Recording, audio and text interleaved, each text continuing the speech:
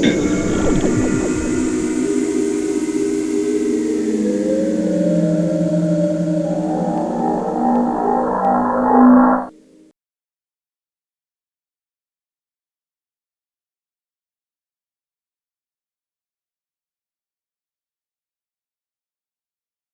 a little bit easier, so So now at this time, you've mastered your craft. You're in Los Angeles. You're shaking and moving with some of the most prominent musicians and artists in the game. Prince on down. People respect you for your talent. What was the first record that either you produced or wrote that started to get a buzz and people started to know Kenny McCloud? I need to work with him. I mean, when I first got out here, of course, me and Shock G were hanging out together. We were doing our thing with the group out here, Onyx, doing the case, concerts in the park. Then I opened up the studio. I was working with people like the Pointer Sisters, Hank Ballard and the Midnighters. I even went over to A&M Records. The owner over there was Herb Albert. I did his album North on South Street with him. So once I started, getting into the R&B side of things like that, and I knew that I was in that door, especially messing with Herb Alvin and having to do the union and all that type of stuff. It was just a matter of me peeling off doing what I wanted to do. Oh, that's cool. Now, then you mentioned the Pointer Sisters. Yeah. Anita Pointer, I want to tell you thank you very much. I got to work with her. Oh yeah. She paid me studio, write records, help out Roxy, her niece. Thank you. You paid my rent. Nita Pointer was really nice. Yeah. I met her through a partner of mine, Joe Johnson, which has passed away right now. Big Joe. He introduced us to the Pointer Sisters, and we went up there and worked with them at the house, and they came down to the studio and did some work there with some of the other relatives of the Pointer Sisters nieces and stuff like that, And we put it together and made it happen, Yeah, they're real good people, positive people. White carpet, white floors, white couches, dirty dog. No problem at her house. So thank you, Anita. That's a good story, Ken. Now, what I wanted to ask you, the world wants to know too.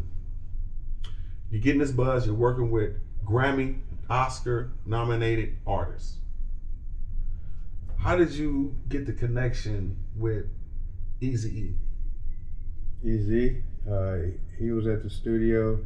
He came with a guy, another producer, Unique. He came by the studio, and they called me up one morning and said they had a new group that was in town called Bone, and they wanted to get in real early, like 6 o'clock in the morning. And we went in and started working on them, and they said, anybody know how to play in here? I was like, yeah, of course, And that's when like Busy and the other guys started humming the parts in my ear, and I started playing Thuggish Ruggish Bone and Creeping on the Come Up, and the Crossroads and all those songs.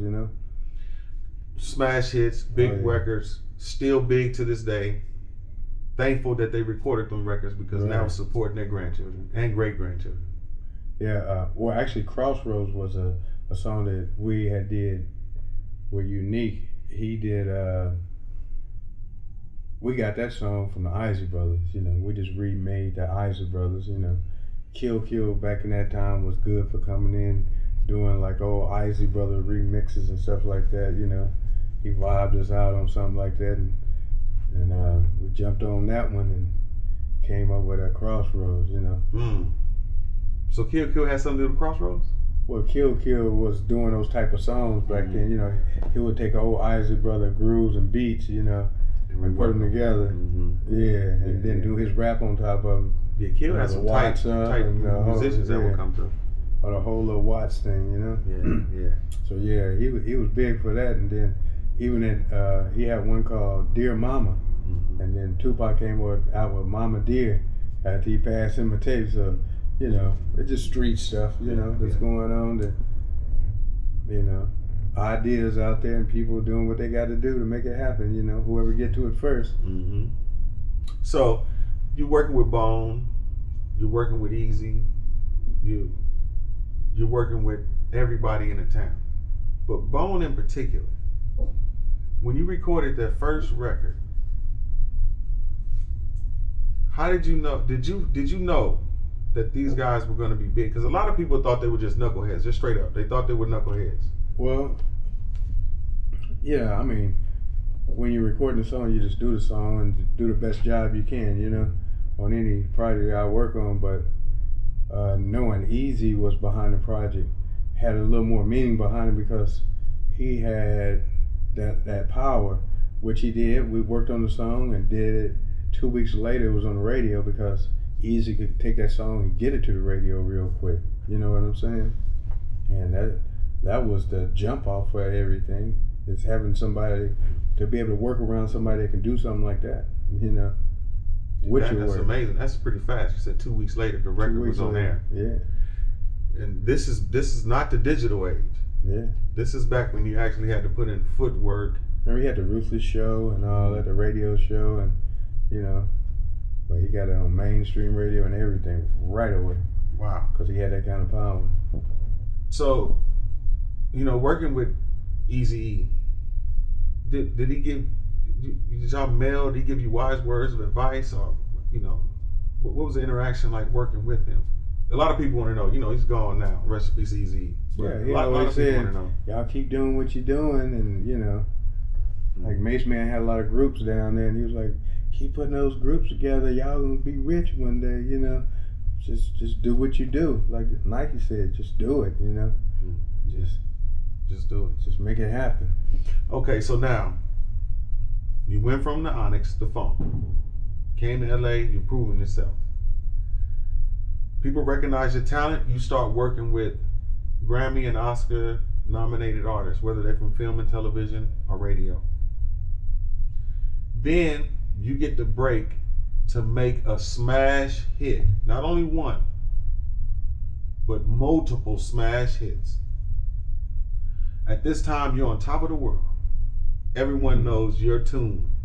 Just like a skunk. They know your scent. You left it everywhere. How did you feel at this time when the world is loving your sound? Even they love it right now, but I'm talking about the time when it first jumped off. Yeah, I mean, it was on the radio and it kept playing over and over and over. And, you know, the world took it on and it became that anthem for Bone, you know. That was about it, you know. So, the smash hit is going on, and at the same time, you work with world-class musicians.